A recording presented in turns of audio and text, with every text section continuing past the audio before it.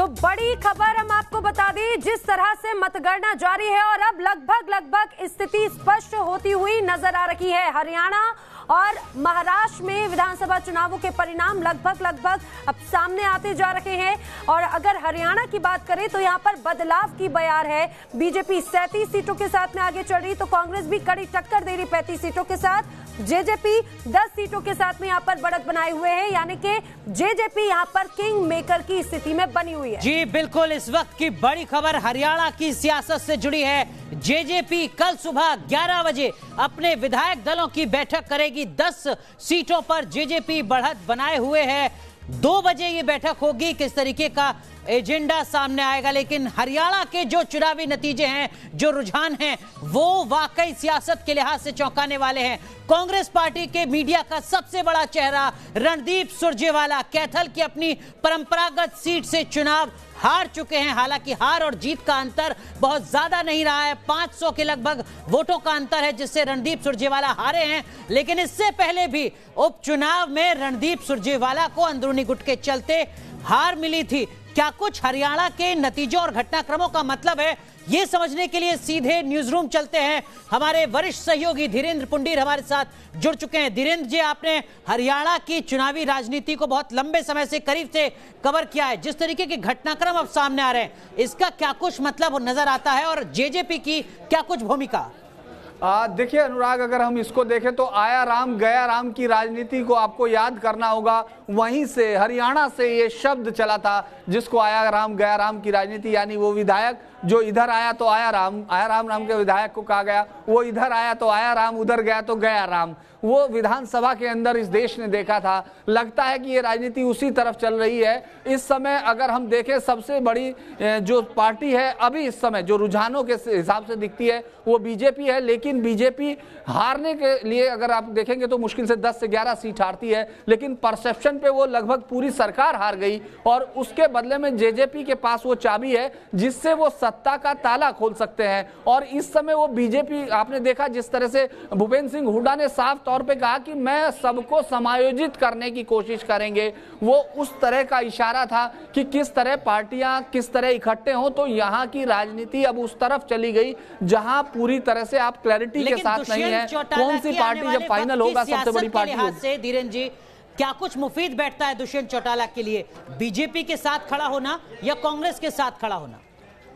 देखिए, अगर मैं इस समय देखता हूं तो दुष्यंत चौटाला जिस तरह की राजनीति अभी कर रहे हैं और जिस तरह उन्होंने वोट हासिल किया है, इस समय वो कांग्रेस के साथ बड़ी स्ट्रांग पोजीशन में जाने की कोशिश करेंगे। क्योंकि उनका पूरा बेस, जो एक लड़ाई थी उन्होंने पहले अपने चाचा से, जो उनके साथ उनके बाबा ओम प्रकाश चौटाला और अभय सिंह चौटाला के साथ उन्होंने उस लड़ाई को जीत लिया है। अब वो अपनी पॉलिटिक्स को सीमेंट करने की कोशिश करेंगे, उसको लंबे समय तक स्थायी करने की कोशिश करेंगे। तो लगता है कि वो कांग्रेस के साथ जाने की एक बेहतर बार्गेनिंग की कोशिश होगी और बार्गेनिंग में जो भी बेहतर होगा। इसलिए कल की मीटिंग का मतलब यही है कि आज वो दोनों तरफ, दोनों पार्टियों से आने वाले बार्गेन को देखेंगे और जो बेस्ट होगा उसको चुनेंगे। वहां इस तरह की जिस तरह के रिजल्ट आए हैं उसने जेजेपी को वो चाबी थमा दी है, वो दोनों के ताले खोल सकती है सत्ता की तरफ बढ़ते हुए। और जिस तरह का महत्वाकांक्षी योजना दी है वो आपको फिर वो याद दिला देती है अनुराग कि सबसे बड़ी पार्टी विपक्षी, दूसरे नंबर की जीती हुई पार्टी सहयोगी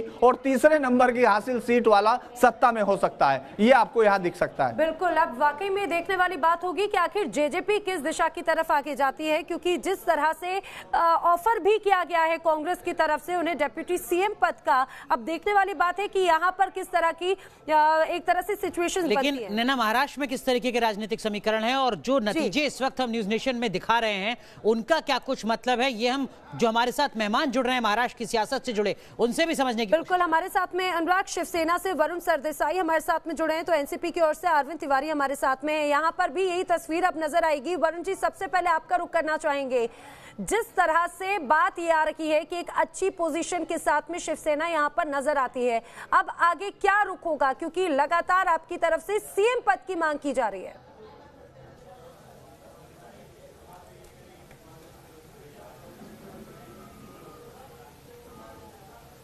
शिवसेना का परफॉर्मेंस ये बहुत ही बढ़िया है। पिछले बार 2014 में हम 63 सीटें जब जीते थे तब हमारे मित्र पक्ष भाजपा 122 सीट जीते थे और उनके सहयोगी आमदार मिलाकर उनकी कुल संख्या ये 130 के ऊपर जा रही थी। मगर आप आज की स्थिति देखें तो शिवसेना आज भी उतनी ही मजबूत है और इसीलिए हम निश्चिंत है कि आने वाले काल में जब हम सत्ता स्थापन करेंगे तो जो कई पावर शेयरिंग होगा वो 50-50 होगा। लेकिन इन सब के बीच एनसीपी से अरविंद तिवारी साहब, जो आंकड़े इस वक्त हम देख रहे हैं वहां पर एनसीपी को 55 सीटों पर बढ़त देखने को मिल रही है, जो पिछली बार 41-42 सीटों पर थी। यकीनन आपने प्रदर्शन बेहतर किया है, लेकिन जो जरूरी नंबर है उससे आप अभी भी पीछे हैं। कमी कहां रह गई? क्या कांग्रेस आपके लिए एक बड़ी कमी के तौर पर आपको लगता है कांग्रेस पार्टी महाराष्ट्र में लायबिलिटी है एनसीपी के लिए?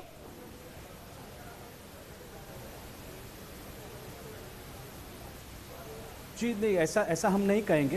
कांग्रेस हमारी मित्र पक्ष है और हमने साथ में चुनाव लड़ा। हमारा एक सम विचारी पार्टी है, हम सेम आइडियोलॉजिकल डीएनए से आते हैं, तो ऐसा कुछ नहीं है कि वहाँ पे हमारे लिए कोई लायबिलिटी है या ऐसा है।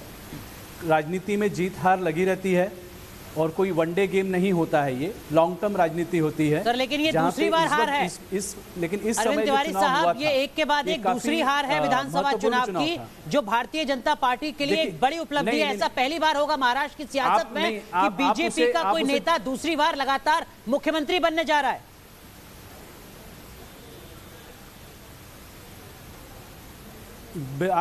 मुख्यमंत्री बन रहा है नहीं बन रहा है हमें नहीं पता, हम नहीं कह सकते, क्योंकि अभी तक पूरी रिजल्ट्स आए नहीं हैं और उनके आंकड़े 100 के नीचे आएंगे, ये भी आप देख लीजिएगा शाम आने तक। और एक बात मैं आपको बता दूं, आपको जब चुनाव का आप रिजल्ट देखते हैं तो उसको आप पूरे परिप्रेक्ष्य में देखिए, जहां पे इन्होंने पूरी हैसियत, सरकार ने अपनी पूरी हैसियत लगा दी थी, अपने धन बल, बुद्धि बल और जितने मसल पावर थी सब लगा दी थी। सरकार की सीबीआई, ईडी सब झोंक दी थी। उसके बावजूद अगर वो अपना आंकड़ा घटा रहे हैं तो इसका मतलब कहीं ना कहीं उनकी कमी हुई है और उनको पता था कि वो हार रहे हैं। पूरी की पूरी नैरेटिव जो है उनकी, यहाँ तक कि प्रधानमंत्री का भाषण भी स्क्रिप्टेड था कि जिस दिन वो मुंबई में आ रहे थे प्रचार करने के लिए, उस दिन प्रफुल्ल पटेल को ईडी में बुला दिए गए थे।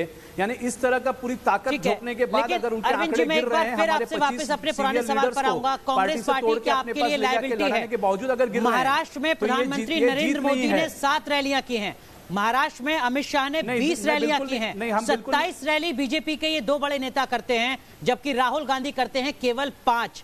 क्या आपको लगता है कि कांग्रेस पार्टी ने इस चुनाव को उतनी मजबूती के साथ लड़ा एनसीपी के साथ जितना कि एनसीपी लड़ रही थी? शरद पवार बारिश में भीगते हुए लड़ रहे थे, चुनाव प्रचार कर रहे थे।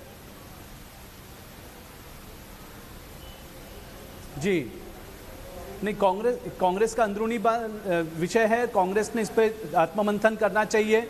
ये बात सही है कि हाँ, वो शायद और सक्षमता से लड़ते तो परिस्थिति और बदल सकती थी, लेकिन ये अब उनकी अंदरूनी बात है, हम इस पे ज्यादा टिप्पणी करना नहीं चाहेंगे। अरे सर, आपकी सहयोगी है, नुकसान आपको हो रहा है, आप सत्ता के करीब पहुंच सकते थे अगर थोड़ी जान और फूकी जाती, इसलिए मैं आपसे ये पूछ रहा हूं, कहीं अफसोस हो रहा है क्या? बिल्कुल पहुंच सकते थे, but there is always a next war. हम संघर्ष में उतरेंगे, 288 सीटों पर हम अपनी ताकत बढ़ाएंगे। तो अभी भी जिस तरह से आपने ये बात कही कि परिणाम आगे जाकर बदलेंगे, अरविंद जी, आपको किस तरह से बदलाव की उम्मीद यहाँ पर नजर आ रही है?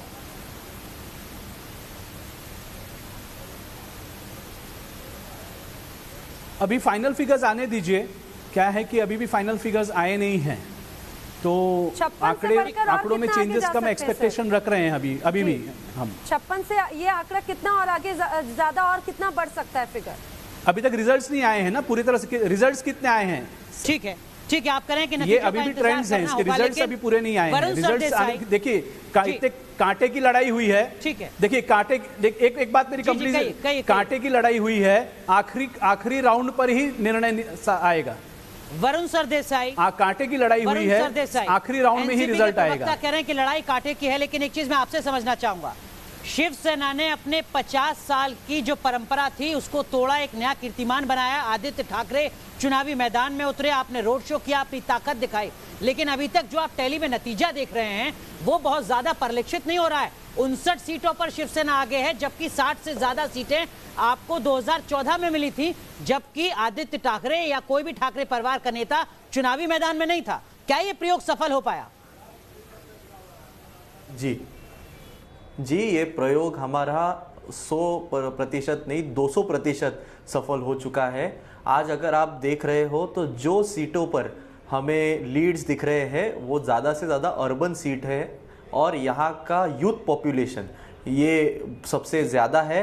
तो महाराष्ट्र राज्य की जो युवा है वो आदित्य जी के पीछे खड़ी है, उन्होंने शिवसेना के उम्मीदवारों को मत दिया है और इसीलिए आज आप जो हमारी भक्कम और मजबूत स्थिति देख रहे हैं वो उसकी वजह से है।